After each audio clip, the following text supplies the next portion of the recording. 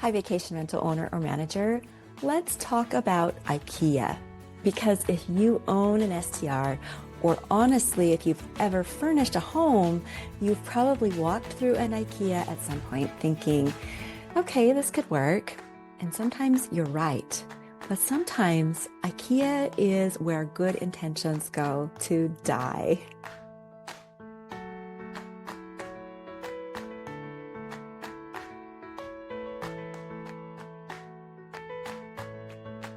Hi, vacation rental owner. I'm Kara. Welcome to the Step Up Your STR podcast, which is all about specialized decorating so that you can earn max revenue in your business. I've designed over 40 vacation rentals, all of which charge in the top 10% of their area competitors and make up to 153% more after working with me. So today's episode is one that I've been wanting to record for a long time because I get asked constantly, Kara, do you use IKEA for STRs? And my answer is yes, absolutely, but very selectively. So today I'm sharing what I actually buy from IKEA for STRs, what I never buy and why, and where IKEA quietly can hurt your revenue if you're not careful. This isn't a haul episode. It's not saying, for sure, it's not saying everything from IKEA is amazing, but I'm recording this episode to be a filter for you because bad decorating costs as much as, or often more than, good decorating. And IKEA is where that truth shows up fast. IKEA is excellent at some categories and terrible at others.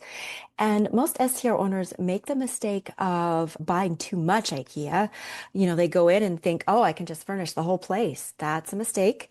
Or buying in the wrong categories or mixing temporary items with anchor items. And guests may not articulate what feels off, but they do feel that it's off. Remember, your decor is your first sales conversation with a potential guest. Guests book with their eyes first. So if something looks cheap or flimsy or overly recognizable in photos, it quietly lowers the perceived quality of your space. It lowers how much they are willing to pay for a night's stay, and it lowers trust. So let's get into what IKEA items do pass my STR test and what doesn't. Let's talk first about the good items. Category 1, storage and case goods. I think this is where IKEA shines. First, the Compig hook. Hooks are better than renter or hangers in rentals. Full stop. The Compig is a graphic, sturdy, and it's easy to understand. It's perfect for entries, mudrooms, bunk rooms, all the kids' spaces. Now I'm going to try to say these Swedish names. I'm sorry if I'm not saying them correctly. I'll try to put the name on the screen. Next, the Besta cabinets. The Besta cabinets are one of the IKEA's best offerings for STRs when done right. And here's how to do them right. Get the Besta units with I'm going to try to say this, the Bjorkoviken door fronts. Bjorkoviken. That vertical wood detail on those door fronts is really designerly. They read architectural and elevated. They photograph beautifully. The cabinets hide clutter and they work in all kinds of situations, media consoles, TV stands, dining room storage, entry consoles, or even as a locked owner's cabinet. This is a perfect example of IKEA done right. Next, the Brusali shoe cabinet. It has 3 compartments, and if your STR has an entry, most do, you do need shoe storage. Guests really appreciate it. The Brusali is slim, it's clean, easy to use, and definitely it is not visually aggressive. Guests instantly understand what it's for, and that alone is worth it. Next, the Lomarp cabinet. This one surprises people because the Lomarp, it doesn't read IKEA at first glance. It doesn't just look typical of IKEA.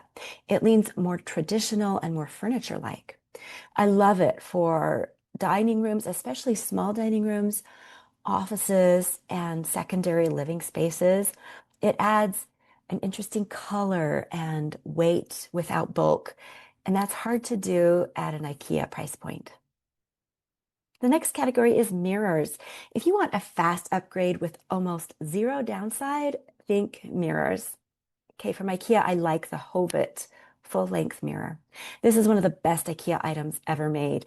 It makes rooms feel larger. It reflects light.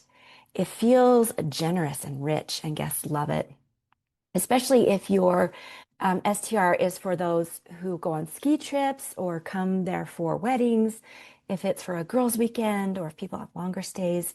If your STR does not have a full-length mirror, you're missing an easy win, and the Hovet is a good way to get there. Next, the Stockholm round mirror with ash veneer. This one feels warm and high-end and calm.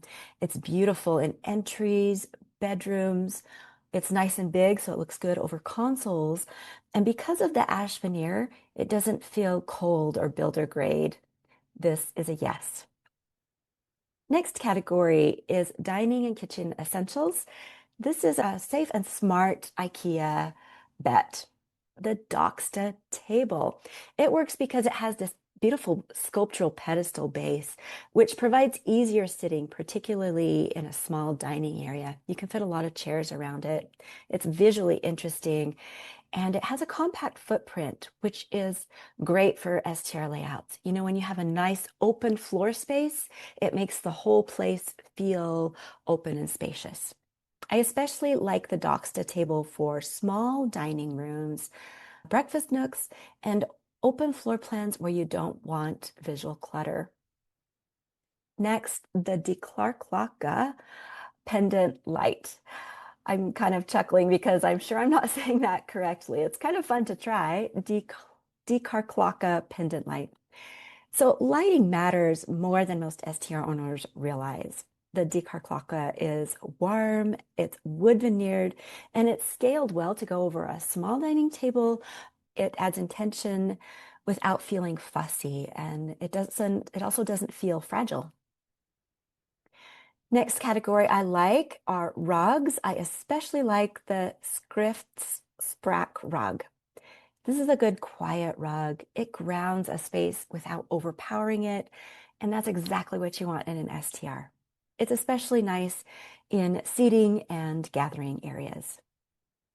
Category 5, bedrooms. The Blostison nightstand is a solid pick for STRs because it's compact. It doesn't visually weigh down the wall where the bed is, and it works in tight rooms. You know, not everything needs to be a statement. Some things just need to do their job well, and the Blostison is one of those things. Category 6, kids' rooms. The Sobo lamp. This lamp is very cute, but not in too much of a themey way that will date fast. It's playful and soft. It's perfect for kids' rooms, bunk rooms, and family-focused properties. It doesn't feel breakable in the way that most lamps from IKEA do. Okay, those are what I like. They are a good bet. You'll get a good bang for your buck with those items. Now let's talk about what I avoid at IKEA. Here's where it gets spicy, but this is also the part where I save you money and future headaches. In general, avoid the lamps and vases at IKEA. I know they're everywhere in the store, but in STRs, they break. The lamps break, vases break, guests move them around, cleaners knock them over. They add very little revenue, upside for the risk, maybe none at all. So a hard pass on IKEA lamps and vases. The next thing to avoid is furniture that looks IKEA. Some things just look so IKEA. You know it when you see it. So here I'm talking the Poang chairs, Borgaby tables. Items like those, they're not bad furniture necessarily. They're just instantly recognizable. And recognizable stuff, especially from IKEA, gives a lower perceived value to potential guests. You don't want that in your online photos. Next, avoid IKEA bed frames. I'm sorry, but these are a no. They loosen and squeak, they fail. Beds are not where to save money in a rental, and I've just heard too many horror stories about all the IKEA bed frames. These I would avoid. Next, avoid the Miss Gross comforter. This one deserves its own warning. It shifts really badly inside duvet covers. It feels scratchy, and from all I've learned of it, it isn't durable. One IKEA review literally says it's thin as a sheet. Now, bedding is not a place to cheap out in an STR. That's not what you want guests to sleep under. Also, avoid the lock coffee table. It's flimsy. It breaks easily. It's definitely not worth it. Ask me how I know. I bought one for myself early in our marriage. It's not a good item. Also, avoid IKEA mattresses. There are just too many bad reviews, too many inconsistencies. Sleep is sacred, and I definitely suggest tried and true, high quality mattresses. Okay. Okay, this is where I will stop because there are several more IKEA items I use regularly that are great. You know, they perform well in STRs, they don't look cheap, better than expected. But to be honest, I think it's easier to see a list of items on a sheet of paper.